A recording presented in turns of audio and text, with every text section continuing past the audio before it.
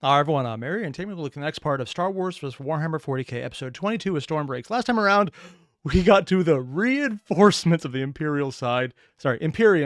It's gonna throw me off every time. We're aware of that at this point. Because giant flaming nuns with chainswords and flamers, and basically they're throwing the giant coffins of death and mayhem at the enemy, and it looked cool. And I'm going to take a wild guess. Because Fan is transitioning all over the place, we're either going to see the other side of it, or we're going to move on to something completely different that I have absolutely no idea we're going to talk about. For all I know, I might be back on Coruscant with this part. I don't know. He's gone everywhere. The annoying part is everywhere is also really fun. So it's like, oh, I want to see more. And then we move on to something else I also want to see more of. And it's just like indecision overload. But no matter where you want to go, it's going to be somewhere else. And it's going to be awesome. Yeah, I don't even know if I'm upset or okay with that, because it's just like, this is great, but so is this. But I want more of this, but we have this again. I just, gah! Is that a common reaction? Never mind, I've been told exactly how people interpret Fan with all the cliffhangers. This is apparently a very common reaction. Huh. More importantly, you guys know the others. There's a link below to the original video. Hit it up and let's get started. 65 knew he should be taking control. Star Wars side this time? Knew he should be trying to rein in his frenzied, maddened forces. He knew, as did every man in his army, that they had failed. That the enemy had, unthinkably, offered up the vast majority of their forces as a bloody sacrifice, all to distract and draw 65 away from the... The vast majority. I'm sorry, that right there is one of the most telling phrases you could ever hear. The vast majority of the enemy forces isn't on this planet. Axum right now is literally the equivalent of the Left Behind PDF force. It's the Planetary Defense Force with a few extra units thrown in. This, by Imperium standards, is literally the equivalent of the Fast Response Force, or the literally we didn't have room for them when we left, so they're just going to stick around to help out set up the new planet. It is not a defensive force. This is literally what they had on hand after they were there for, was it days or weeks or months? I don't actually know what the time frame was. So saying anything about the majority of the forces is so wrong. It does kind of tell you that they think this is the be-all end-all fight, where it's really not. If it was the be-all end-all fight, it probably would be over by now. True head of their misbegotten spear. And the knowledge of that failure quickly became a haze, an emotion, a unity of hatred, all of which called out for one thing. Oh? Revenge. Even though 65 knew he should be drawing control back into focus, it almost sounds like he's describing Corn Berserkers. For like he himself was trapped within this latest frenzy every bit as much as the lowliest of troopers who were joined in this charge. I don't think they would do that, though. They had engaged the trenches at range, and he had only sent assault squads forward to clear them after he had perceived most of their enemy to have been felled by their onslaught. But no sooner had those first few advanced squads made contact with the survivors in the trench than they were being called back, the erupting forms of the sniper tanks drawing the attention of the larger force. The charge... And that tells us exactly where we're at. So we are on the bridge still, and this is literally right between the attack on the place where 1313 was located in the... I keep wanting to say bunker, but that's the wrong word. The trenches. And the ambush on the sniper team. So we're literally right between those physically, with the two sides going one side to the other and having to draw them back and forth.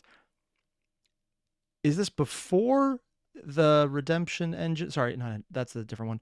The penitent engine jumped out or not, though? I'm not sure about that. It had begun as a desperate, hopeless attempt to reinforce and save the defending forces at the artillery line, but quickly became something far less constructive and far more vindictive. And, having been at the back of the line at the start of the battle, 65, charging and blasting with his DC-15A, was now near the lead. His fervor was only fueled by the... Ooh, what is that in the background? 15A was now near the lead. His fervor was only... Now that's an interesting choice of background music. It has like a heavy chanting effect and It sounds like almost a drum, or it could be beating feet on the ground just to give that percussive aspect. Very fast speaking. It's very visceral, and I guess it gives you the impression that they're hyping up and getting angry. Huh. I don't think Fan was going this way, but it almost sounds like they're kind of warp influenced here. Just because the entire idea of a bunch of people acting in unison in one specific psychosis, where most of the clones are usually pretty damn controlled. Like, not even just a little controlled. Almost all of the ones I can think of, with few exceptions, are very much by the book. Or when they're not, they're outliers, and actually highlight is more interesting because of that. What sounds like is happening is they're entering into a blood rage. And that is weird. Again,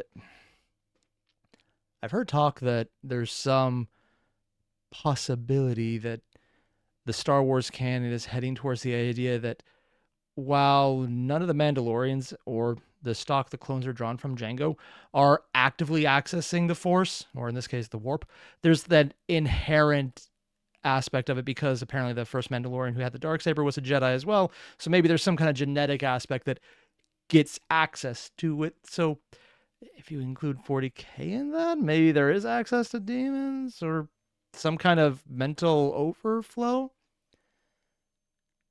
That sounds like a big stretch, and I don't think Fan's going that way, but this is the second time it seems like someone has almost supernatural anger, because they talked about the Berserker previously in the last episode. It just sounds weird.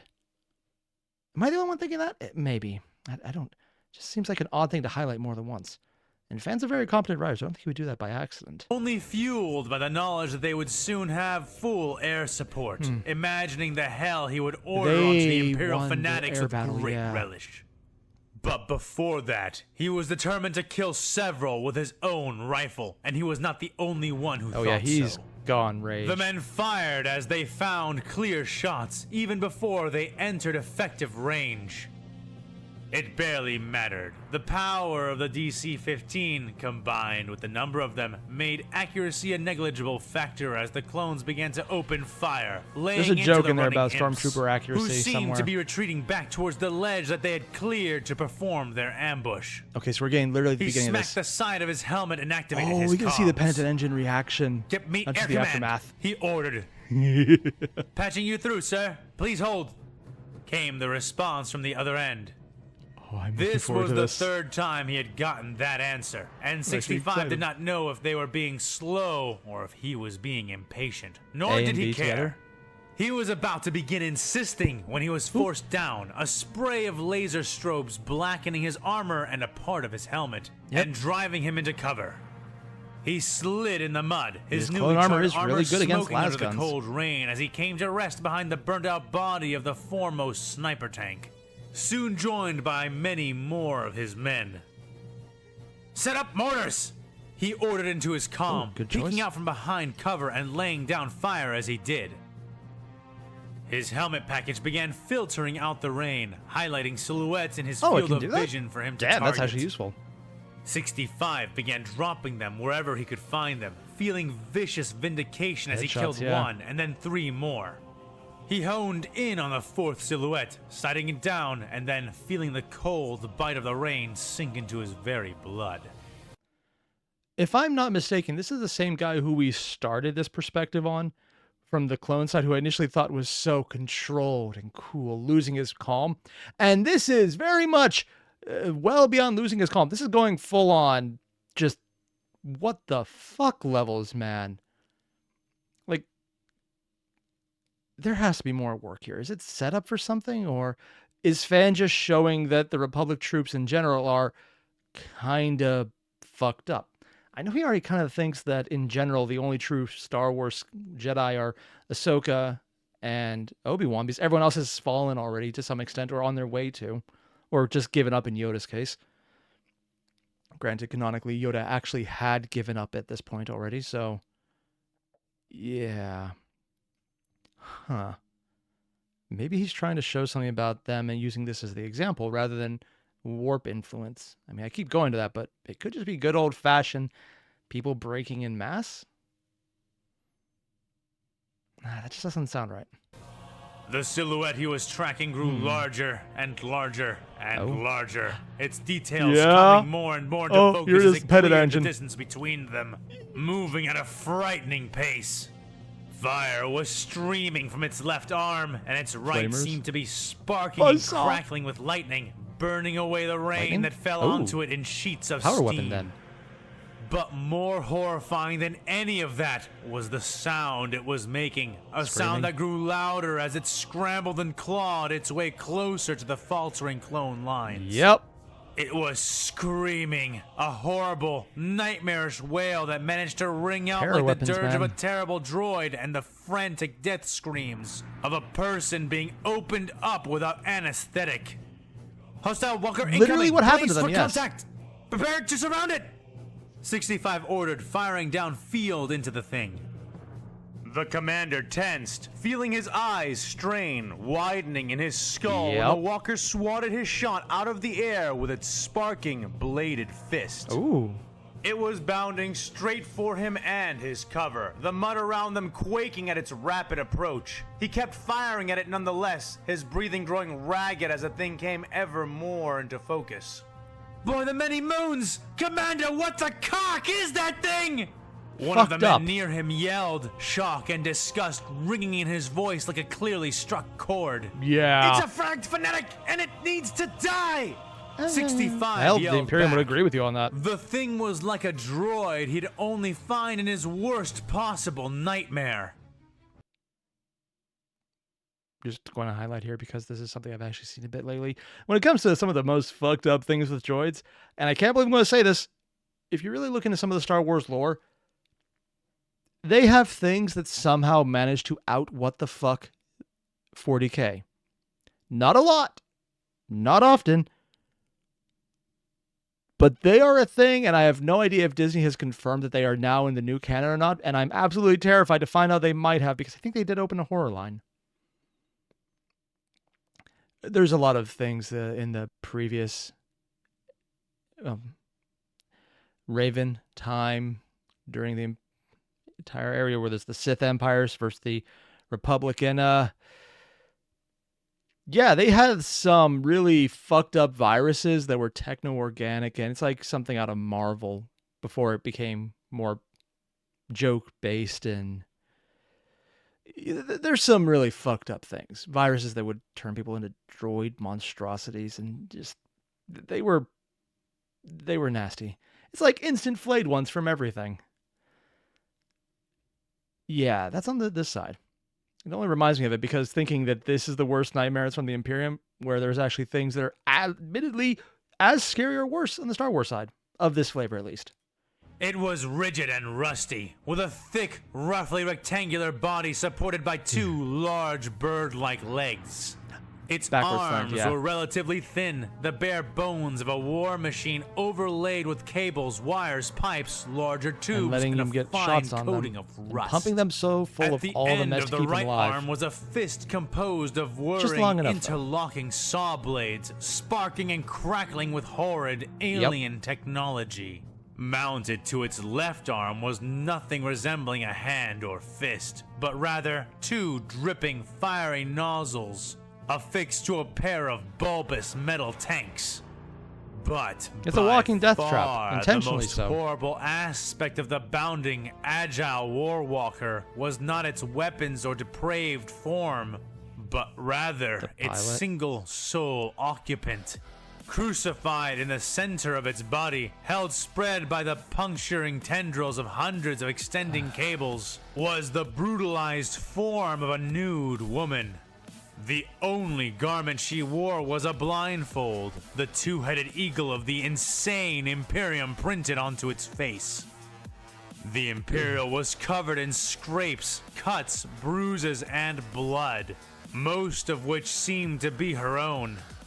She screamed from a red-tinged mouth as if she had flayed her own lips by the force of her voice alone. Probably did, actually. Yeah, that would be a thing. Protection the arms provided her, because they're in hyping all the pain sensors. Whatsoever. Yeah. At first, 65 had taken this to mean that she was a hostage, perhaps a citizen of Axum being used as a grimly applied human shield. He was disabused of that notion when she came upon him, sweeping one of her suspended arms, muscles bunching and flexing to perform the act, which nearly left 65 gawking as the machine aped her less than a second later. She was not a meat shield. It's cool she tech, was the but damned damn. pilot of the insane thing. Yes. He barely insane had time is the to right think word. those thoughts before he was forced to hit the dirt. Her passing And they also fist gave of up the blades, most taking important thing with most of these the models. cover he had been using Destroy away, them before they get in as well as range. rending every trooper who had been sheltering behind it, besides himself. Burnt gore and burning shards of metal splattered down over his blackened armor, but by the time he rose, the death machine had moved on, rending open the unfortunate troopers behind him and pouring gouts of burning fuel onto those who found themselves on her left. But it would not last long, he could see, as his men began to enclose the walker, firing all the while. The thing was sturdy, its bare frame eating volleys of blasts that would have sundered smaller vehicles. It would not matter, or at least it wouldn't background have, music. if not for the follow-up attack. As the clones closed in around the rampaging walker, Flamer or Commander buzzsaw? 65 heard the barely audible, distant whomps of grenade launchers. Because they were and using this watched as distraction card effect, so they're explosives taking of all advantage of manner their rained mortars down into the or men grenade launchers to massing give cover. behind and around the dreadful wailing Yep. machine. Bodies were tossed, chopped, and burned to pieces as the rain of death fell into them, spreading chaos among the clone ranks. 65 rose, a string of red innards hanging from his helmet. Damn! So someone else just unalived on his face. Okay. Seriously, though, man, this is probably one of the best descriptions of the sheer terror of something you have no idea what you're dealing with right in your face without it being something completely inhuman I've ever heard. And he said something that I'm surprised more people haven't commented on. Looking at the walker tech and thinking that is insane and deranged as opposed to that looks stupid because it looks like a baby carrier, which it's actually admittedly based on the same technology they got through completely legal means. I'm sure they just pulled favors and got the same tech that Grey Knights had because power brokers somewhere eventually got it.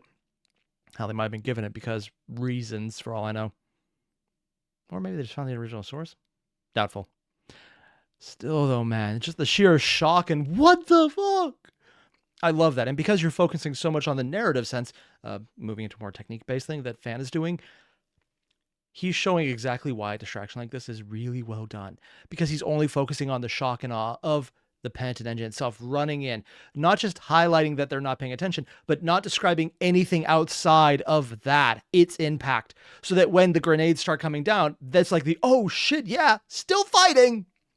It's showing why a distraction is effective without telling you it's effective. It's a small thing, but I really enjoy seeing that. Because he's not overwriting things that don't matter, which is, again, very easy to do. So seeing it done well is really nice. He tossed down his DC-15 and drew his powerful sidearm, a heavy blaster pistol. Oh. With that, he began to approach, coming in What? at an angle and launching the machine as it tore its way up his men. The thing He's just moved walking up like to an it? ape-like abomination, smashing and rending clones wherever it could catch them. And you're The walking pilot towards it of without the shooting. Human contraption suffered many blaster shots, losing a hand and a foot, but seemed to take some pains to defend herself, though she did not seem slowed or impaired by her injuries. Drugged out of their 65 mind. watched how the Not gears pain in its reduced, though. arms swung, how they cranked and turned If anything, the as pain she is the swept own her anesthetic right now. death-dealing limbs this Losing way limbs and wouldn't hurt that. as much as everything He else. reached down with his free hand and took out his EMP grenade and Oh? came closer still. Oh, would this be an effective thing? It was I don't now actually that know. ARC Trooper Kindles leapt out from the crowd of fleeing troopers being driven before the flailing walker. Oh? He raised the repeating blaster cannon he had no doubt taken from another clone, letting loose with a line of tight blue shots as he bellowed a challenge to the walker. The machine monster tried to guard its flesh core, as it had before, but Kindles was too accurate, too prepared with his stance and mounting. The engine of destruction came for him, heeding his And? challenge as he unloaded his Oh, shots. he did. Both screaming at the other, but even the warding, sparking fist of the metal monstrosity failed to protect it from the ARC Trooper's attack.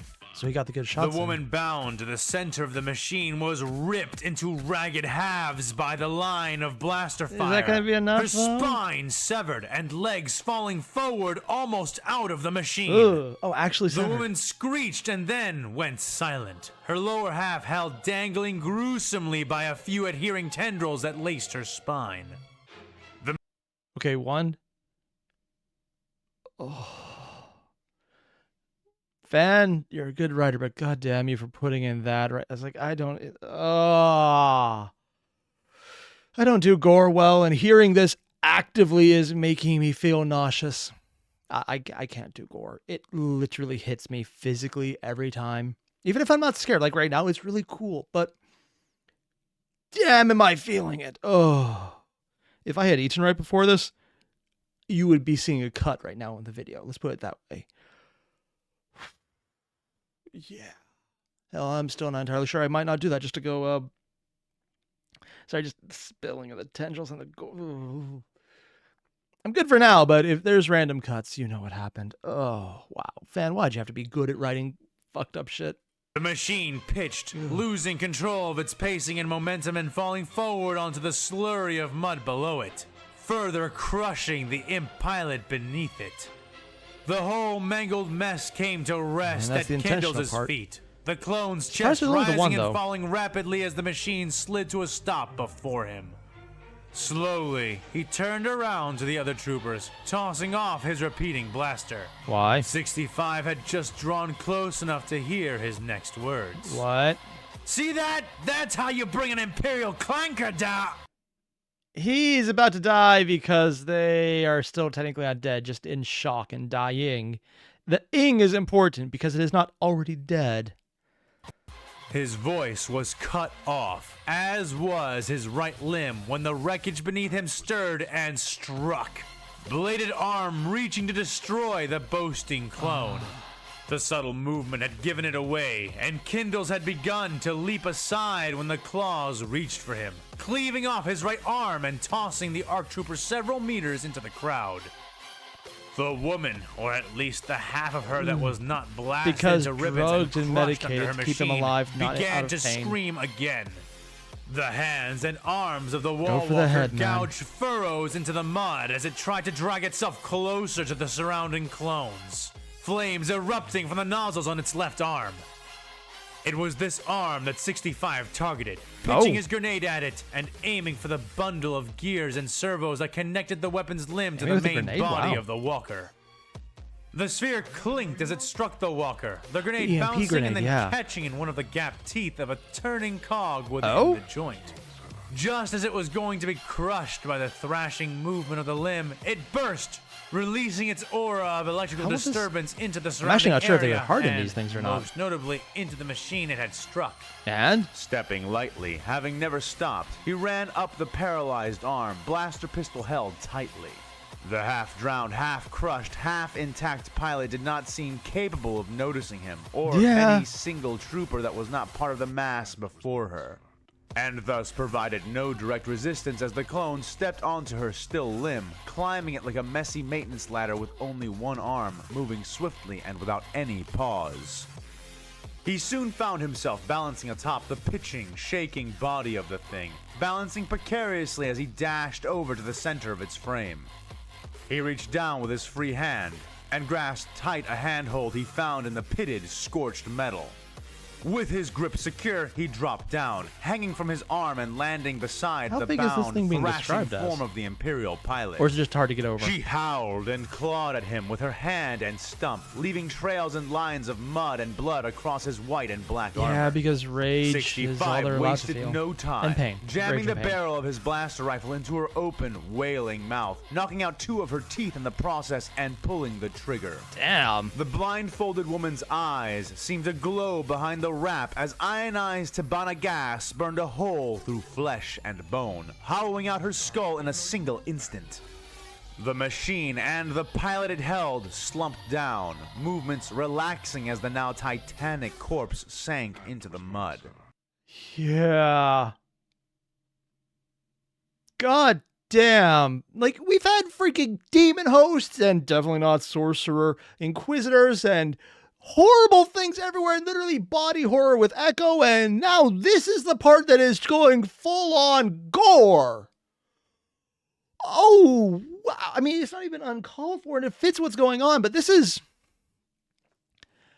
Every step of the way, there's been people dying horribly, and just like mentions of finding pieces of Jedi and other things all over the place. And this is the first time we're getting the most graphic of detail.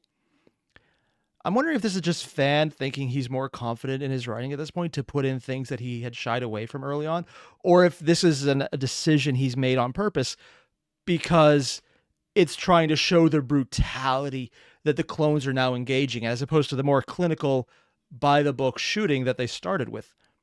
Because this is also getting closer to the time of the Empire, as far as I know. So maybe that's the switchover that's becoming more evident.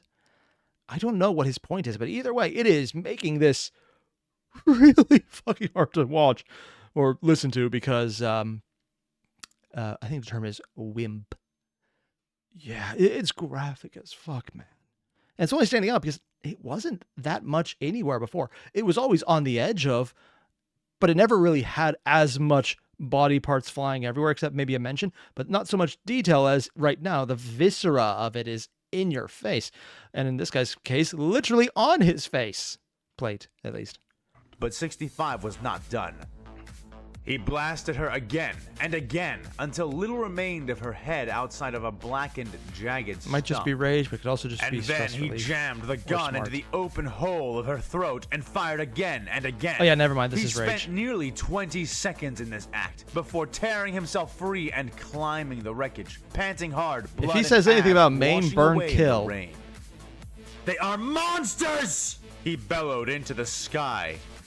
The commander raised his pistol-bearing I don't know, fist, it sounds like you're doing a pretty good job yourself. Black gore, and aimed it in the direction of the retreating Imperials.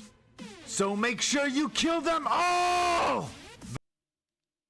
How the hell is it that there's a penitent engine slaughtering people, spilling body parts everywhere, and I'm more terrified of this guy who literally walked up while he was watching his men die and get butchered, and just decided to go full sicko mode on it. Like, there's a lot there. Like, again, I'm just coming back to the part where he was walking. Fans specifically made a mention of that. Not shooting, holding his shots, watching as his guy admittedly took a really good shot at it and was like boasting and then not. And just... This is definitely getting more brutal. Even just now... This guy's taking this as a personal slight and is really getting way more into the bloody aspects than I'm expecting. The clone commander roared, his army echoing his voice and beginning the charge once more with even more fervor than before. Maybe it's the music giving the tone that's really hyped. As he watched the men under his command join his battle cry and swarm around the wrecked walker, he received the communication he'd been waiting for. Which one? You son of... You're cutting it there! Yeah, full disclosure, I actually have time to record more today. I'm going to record later today. I'm not going to go further today because I know for a fact if I keep going, and there's another one of those bits where he's talking about pieces going everywhere and things being just more graphic than some of the ones I previously maybe just didn't realize, I will throw up on my mic. Because my stomach is very weak and I am a wimp, and I will do that. I would much rather avoid having to find out how to get bile out of a microphone. You know, there's things I never thought I would say. And I never want to say that again. That is absolutely disturbing and disgusting. It was well done. It was good, and it was visceral. I just wasn't expecting the visceral to include viscera. Damn, fan, you're going hard on this one. And yeah, Lazarus, who started as, fuck it, I'm going to run into danger, blow off half my face, scream and go bloody rage to get through to the end, is now the more calm, collected one. While this guy, who started off as the calm, collected one, is just watching as his allies die, and then he claims the bloody victory. I mean... I actually am fully, unironically, not even joking aside, expect him to say something about blood for the blood god or skulls for the skull throne at this point. Just start saying main, kill, burn, and just going full insane berserker at this point, because that is a level of disregard for your own men and absolute loathing. Like, not even just the base level of hatred the Imperium usually sticks to because everything is trying to kill them. But damn. And on top of that, the little confirmation that he thinks this is the bulk of their forces. And for all I know, maybe narratively it is the bulk of the forces. I doubt that, but I could be mistaken. At least on the planet, it might be the bulk. I doubt that, though. So not only is he very much wrong in his assessment, he is going way to the fuck it, kill them all and let God decide their own camp, which is not something you should usually do when you're, ostensibly facing what could in any other universe normally be the big bad. And somehow it almost looks like the Imperium is the good guys. I mean, considering Palpatine's in charge, almost all the Jedi are about to fall or fallen in some way. It's a giant cluster F that Palpatine's about to take over completely with, and he's more or less puppeting everything. And it's his entire fault that there is this conflict to start with. Oh God, the Imperium are the good guys. Objectively, there's actually an argument for that. This is weird. Huh.